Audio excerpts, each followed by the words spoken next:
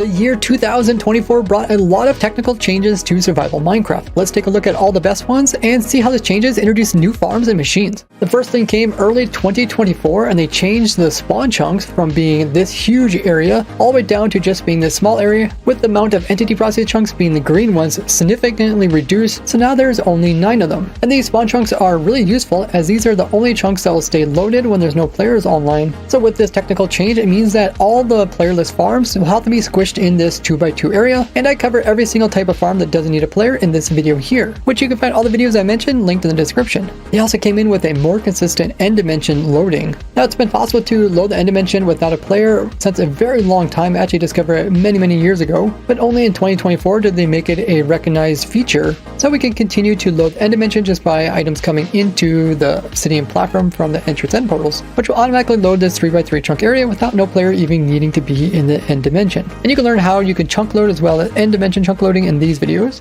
Then we got the smarter hoppers, when before the hoppers will not check for items if there was some type of container above them. But then we got the smarter ones, which won't check for items above them as long as there is a full cubed block above them, with the exceptions being the 2 beehives. So my simple honey farms will work, and even ones with villager crop farms in them. But we also get the reduction of lag by doing something like this, and this is why you might see more people having full blocks above their hoppers instead of composters. Do me a big favor and click that like button.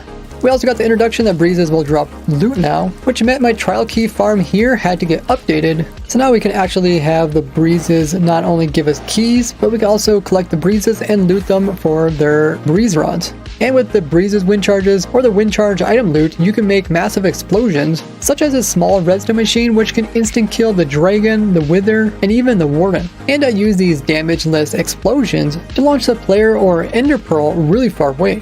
And because you get both types of trial keys, you can make a farm to get infinite amounts of mace as well as enchanted golden apples. That's because these vaults can be reset after being used by a whole bunch of players. We then got the bog mob, but unfortunately it didn't give us any technical uses.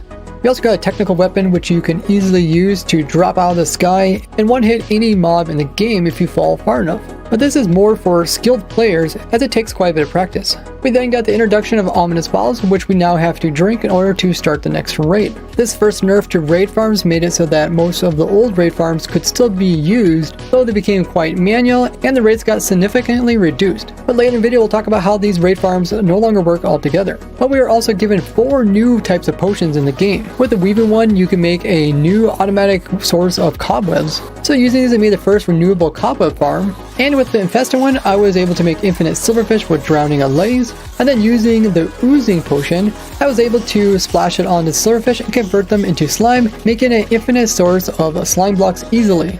And I use this in combination with the new wind charge potions to splash them on the silverfish in order to launch the player millions of blocks away.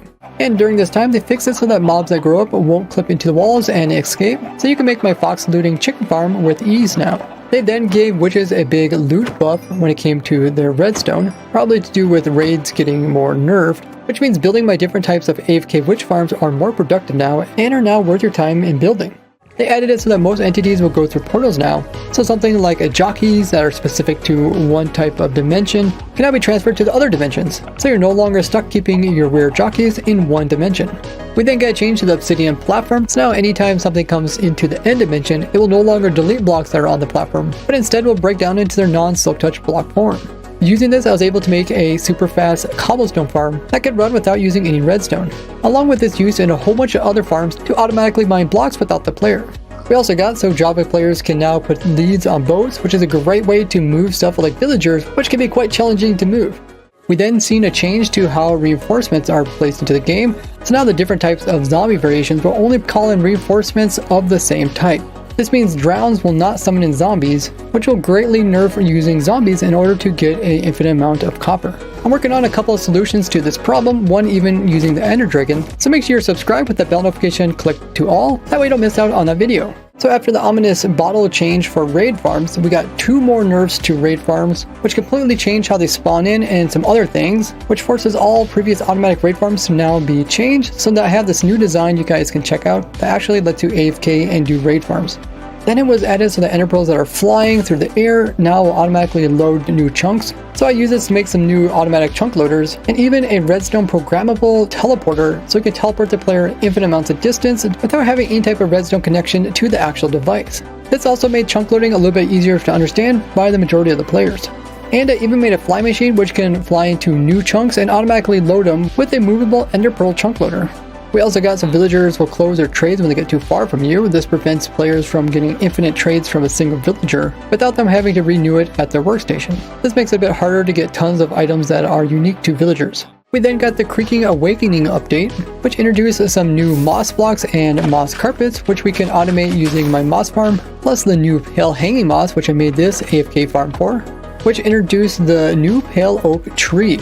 I also designed an automatic farm for this and we'll be showing it soon, but with it you get all the new types of wood, you also get the new saplings, and the wood can be crafted down to all the different variations. That update also introduced 2 types of flowers, which you can easily get by using my simple flower farm in the correct biome. We also got the new creaking mob, which can't normally be killed or drop any loot, but the creaking mobs can be used in a resin farm. I designed this simple resin farm as well as this fast one, which gets you tons of these blocks of resin which can then be crafted for all the different variations of bricks.